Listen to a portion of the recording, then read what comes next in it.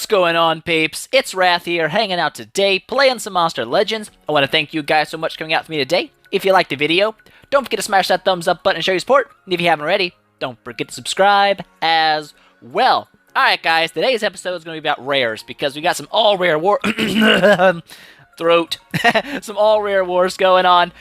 So, I feel like it's kind of a relevant topic to talk about, isn't it? It is! It indeed is. So we're going to gather up some of this loot real quick, just because it's there, and I want it. I want it bad. But we've also got some other stuff to do first, because we've got a backlog of stuff and things that we need to do on our base place that we haven't really done.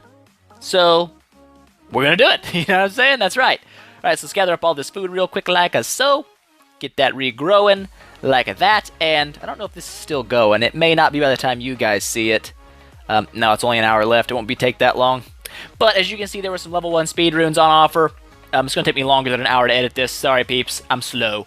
But I went ahead and loaded up on them. Not a ton. 80% off, I think, is the cheapest level 1 runes go. So if you see 80% off on a level 1 rune, buy the living crap out of them. Since it's only 55% off, I didn't buy a ton. I just bought like 200 or something. Not a huge deal. But they're speed runes, so that's great. I need to gamble some speed runes anyways, which is what we're actually doing right there. I think that's a level 5 speed rune. I could be wrong. But anyways, yes. Yes. Other things we need to do before we jump into talking about the rares is we got to hatch Alex Bone here. Now, as with our curse, he does only have 1 rune slot again. Kind of blows, but whatevs. One day he'll be ready. So we're going to go ahead and throw him up here in a thunder habitat like so. Get him in there. Oh yeah, look at that beak. Looks he grows into it, I guess. I want that guy to steal me some gems, you know what I'm saying? You know what I'm saying? That's right. Alright, so there he goes. Bang. 434, Alex Bone. He is now a thing. A baby thing with a big nose. It's great. So, Alex Bone out of the way. Got some more stuff we need to do. Up here, we have a hot Trilops egg ready to be a baby. Right? So get your stuff going. Start hatching, my friend. Bang. 2 days, 1 hour, 59 minutes, and that will be a baby Trilops. It's great. It's absolutely fantastico. But, that's not all. I guess I extracted something. I'll take it. Alright, so now you can see, we're not ranking up anything. We're not crafting anything. We can upgrade our monster lab. I believe it is, it's only 10 million, but that will allow me to take my monsters to rank 3. Not really a big hold up on my legendaries, because I don't have any legendaries really even close to rank 3 right now. Literally 0. But for epics and rares, I kind of want to have some rank 5 monsters in those categories, right? Right. So we're going to go ahead and get this upgrade rolling like so. Only takes a day, not a super long time. And that's good news. Now, is there anything else I was going to do first? I was thinking about maybe leveling my Pandaken up to like, 85 on camera. But, whatevs. BT dubs, it does take 1.7 something million food to take a rare from level 1 to level 85. You have been warned. But, today's episode is going to talk about the best breedable rares. I think it's kind of relevant right now because obviously the all-rare wars are back. And usually what people did is you would have a rare, when the rare rule came around, it'd be like rare and then 2 legendaries, right? So everyone just ruined their rare with 3 team speed to help boost their legendaries, which is what you should do in that case. But in a case like this, where it's all rare wars, you actually have to break your rares down into categories again. What rares are denies, what rares are damage dealers, what rares are supports. Which is weird, but you do have to do it. So I figured this would be a good opportunity to talk about what the best breedable rares are. Now, I talk about breedables first here because, one, new players probably don't have access to monsters like, Mudflow, Trevor, stuff like that. They may not have them. So if you got one of those, great. But if you don't, you're going to want to know what the best breedables are, okay? So we're going to take this in 2 different videos. The first video is going to be about the breedable rares for, maybe newer players, or even if you just want a rare you can easily rank to 105, your breedable rares are easy to rank to 105, or they're easier because you can breed them. And then we'll talk about the non-breedable rares in the next set, or we'll just do like a top 7 overall, something like that. Anyways, today, top 7 breedable rares, let's jump into it. Alright, now before we start talking about this guy, there is one monster that I didn't put in the list here, but she's a good monster. Alright, and that is Rain. I believe she's water and light. I could be wrong there, but she's kind of like a little mini Mushu. Okay, she's got AoE health regeneration, and she's also got an AoE health and stamina regeneration skill, so kind of a nice support monster. She might be one that you would rune with, obviously, 3 team speeds to run like in a normal war with 1 rare and 2 legendaries, but she works just as well in all rare wars with 3 team speed as well. So I left her out, whoopsie doodles. Here we go, let's jump into this guy. So I don't know how to say his name, it's like either Dommeath or Dommeath, whatever. He's actually not a bad rare. So first up, we're just jump through his stats, his skills, and stuff like that. We're not going to go crazy in detail on these guys because they are rares. We're just going to talk about them for a little bit. Alright, so first up, statisticals, right? At level 75, this guy's got 2,040 power, which for a rare, that's not a bad power stat early on. His life's a little low. 10,000, I think it was at 902. Not very high life, but he's a rare, so they don't have a lot of high life anyway. But his speed, 2,295. Also, disclaimer here, all the monsters in this list are not rated from best to worst. It's from highest base speed to lowest base speed. Alright, there we go. Get that out of the way. So, this guy's in first because he's got 2,295 base speed at level 75. Bang! Alright, now his special skill is nothing to write home about. It's a Reaper countdown, but only for a single enemy, so pretty meh. I probably wouldn't even use it, really. If it pops up, I'd rather use his other skills. Speaking of his other skills, let's jump into it. We got Massive Portal. This is going to be an AoE blind. 35 power, metal damaged AoE blind. That's not bad. It's kind of deny. Moving over, we've got the Load Teleport. This is an AoE. Daze. Also 35 power. So he's got blind and daze, which means you can run him as denial. You can also run him as support with 3 team speed to help support your denial, or you can run him as damage dealer and have him deal damage and also support your denial. So he can fit in any of the categories you want to put him in. I would probably recommend either support role or damage dealer. Most likely damage dealer because of this skill here. Shocking Approach. It's single target attack, magic damage, 40 power, but it also gives him double damage, which is unique among rares. I think Slayentar, he's not breedable. He's got an AoE double damage, but he's the only monster I've found so far in the rare category that can give himself double damage, which is pretty powerful. So I would lean damage dealer on mine. Anyways, moving down, we've got the Trap Portal. This is a 50 power single target stun, which is great. Anytime you can get a stun or something on one of your monsters, you want to take it. So definitely good there.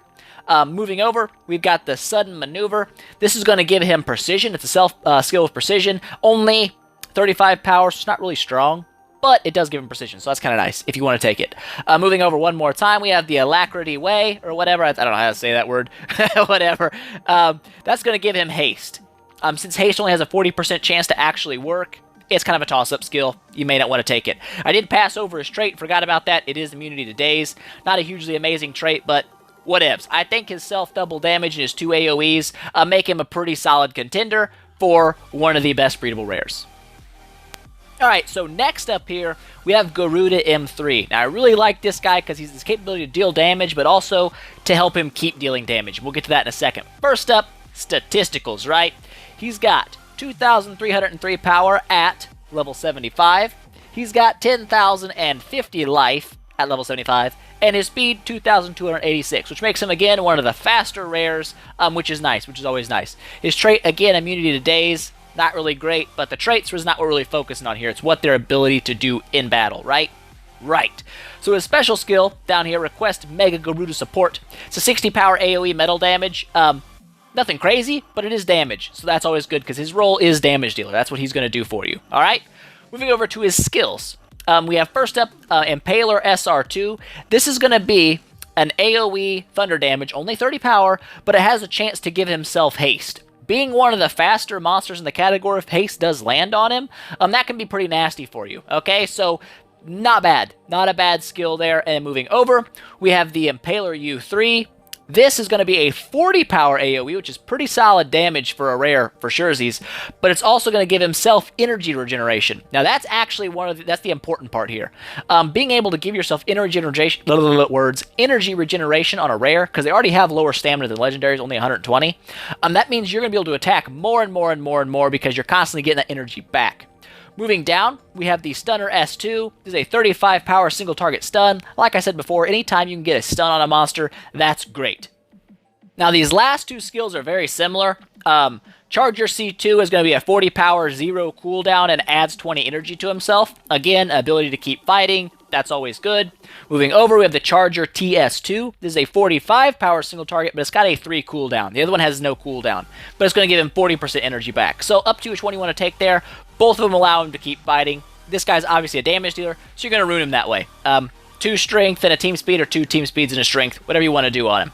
Next up, we have the almighty and much feared Pandaken. Alright, everybody's got this guy. He's very, very, very easy to rank to 105 because he only takes 30 seconds to breed, but we're going to go over him anyway. Alright, so his power here, 2,295. Pretty solid power stat for a rare. Life, 10,221, so not the weakest, but not the strongest either. And speed, 2,040. His trait's immunity to burning, not super important, but it's there. Alright, Zen Fury is his special. It's an AoE, 90 power fire damage, but it does take a turn to charge up. So it's kind of a risky special to use. You know what I'm saying? Can be.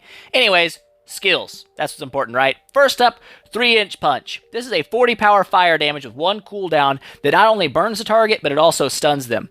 That's great. Again, you got a stun. Always nice. Moving over, we've got the Nuke It, or Nukite, I don't know. It's a 30 power, 1 cooldown skill, again, with a stun. That's always good. I recommend you take those. Moving over, we've got his heavy damage skills, his Fire Downpour. It's a 60 power fire damage. That's not bad, but the important thing is 0 cooldown. It's spammable. It is a spammable 60 power skill, so that's great for damage. Alright, moving down, the last 3 are kind of up to what you want to take here. Combustion's a single target burn with no cooldown. That can be nice. Zen Meditation's a 40% life on himself. Heals himself. That's always nice. Keeps him in the fight. And Angry Plant's a 40 power, 0 cooldown nature damage. So up to where you want to go with those. You know, whatevs. But he's one of those monsters that you can rune a couple of different ways. I would recommend for sure to have a 105 Pandaken with 3 team speed runes for your regular battles, like when it's just 1 rare and 2 legendaries, for sure, because he's so easy to get to 105. But also, he works fine as a damage dealer in regular, like in the 3 rare war like this, like we have right now. He works fine for a damage dealer in those roles. Works absolutely great at it with the ability to stun and his 60 power 0 cooldown skill. Can't go wrong with a Pandaken.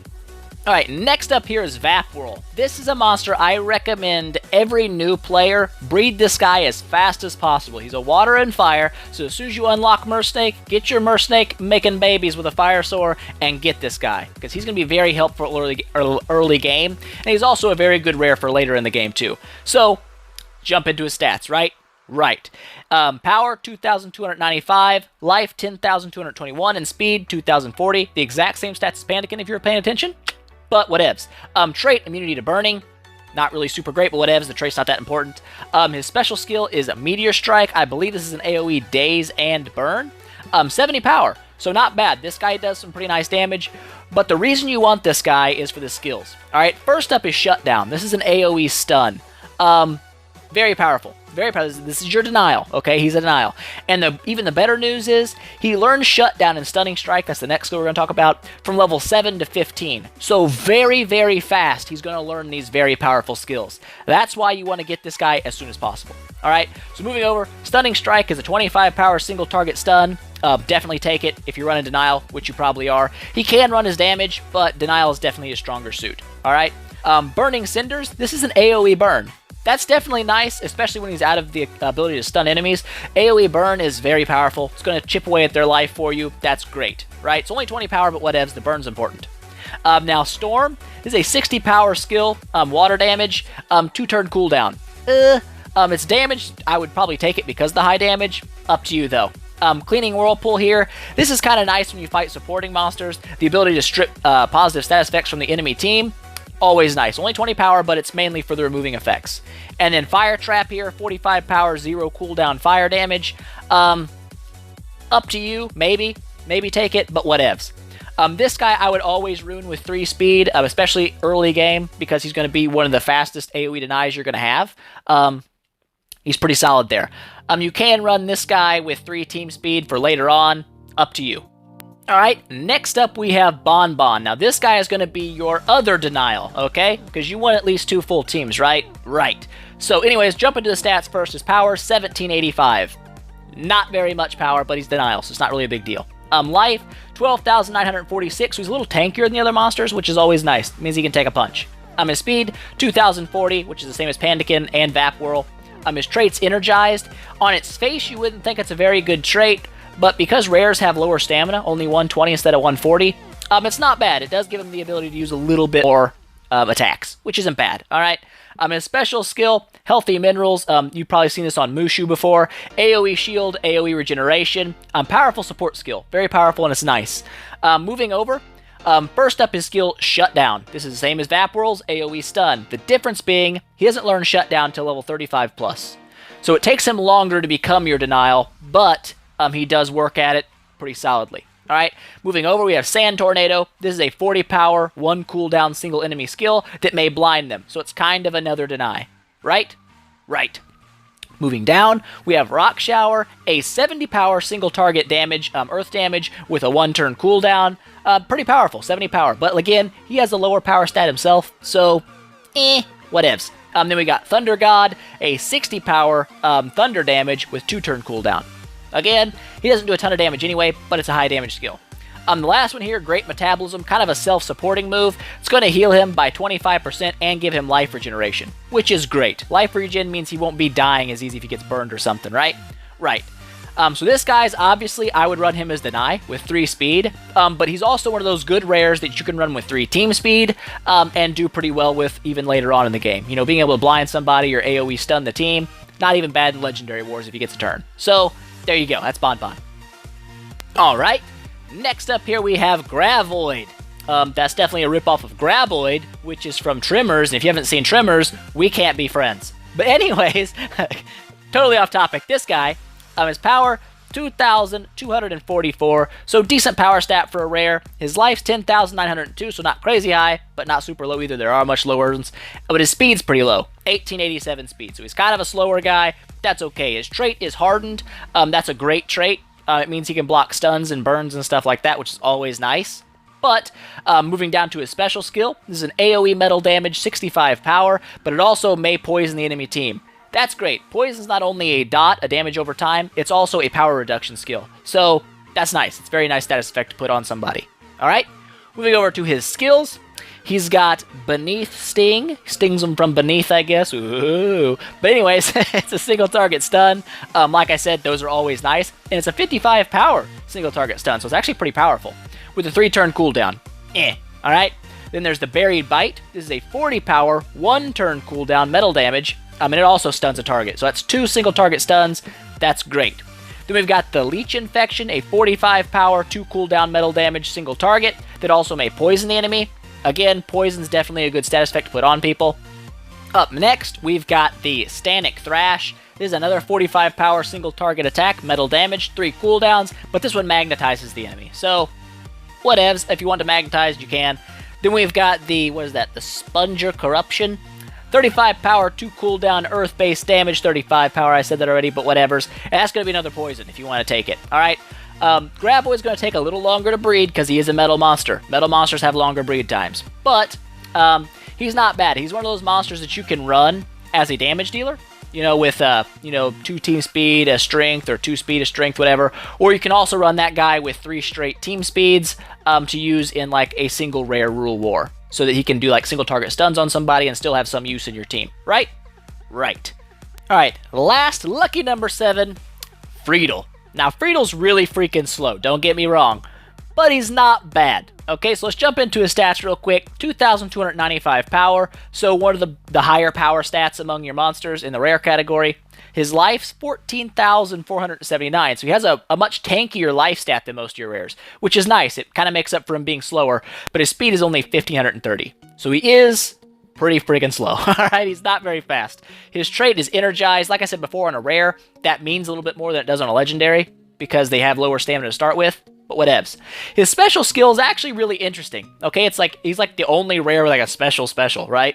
It doesn't do any damage, but it gives a status effect called Bugged, and that makes the enemy, I don't know what the word is. They can't dodge. They're unable to dodge any attacks they receive, alright?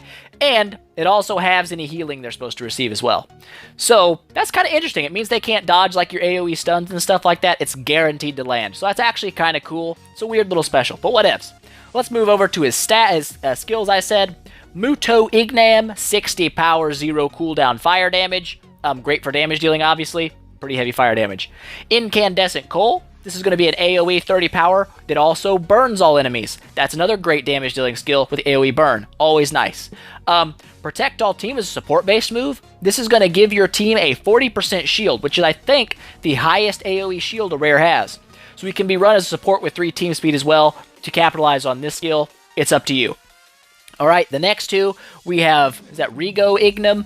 50 power, 0 cooldown. If you want to take it, and then Incinerate, so 35 power, 0 cooldown, but has a burn attached to it. Alright, so like I said, Freettle is very slow, but he makes a decent damage dealer. You know, he's going to be slower on your damage dealing end, but he'll still be able to do damage. And he's also able to run with team speed with that, the AoE shield he rocks. So, up to you what you want to run him as. But he breeds really fast, like a 7-minute breed time. So he's one that's much easier to rank, and that's why I put him in the list. Alright? Alright. Alright guys, so that is all the best breedable rares in my opinion, where they fit, what they should be doing in your teams, just so you kind of have an idea when these all 3 rare wars come around, what monsters do what, you know what I'm saying? So you got your denies and stuff like that, build a balanced team, even among rares. So there you go guys, I hope you enjoyed the episode. If you have any questions, comments, or suggestions for future videos, don't forget to leave those in the down there, and I'll get back to you as soon as I can. If you liked the video, please make sure you smash that thumbs up button and show your support, and I will see you guys next time.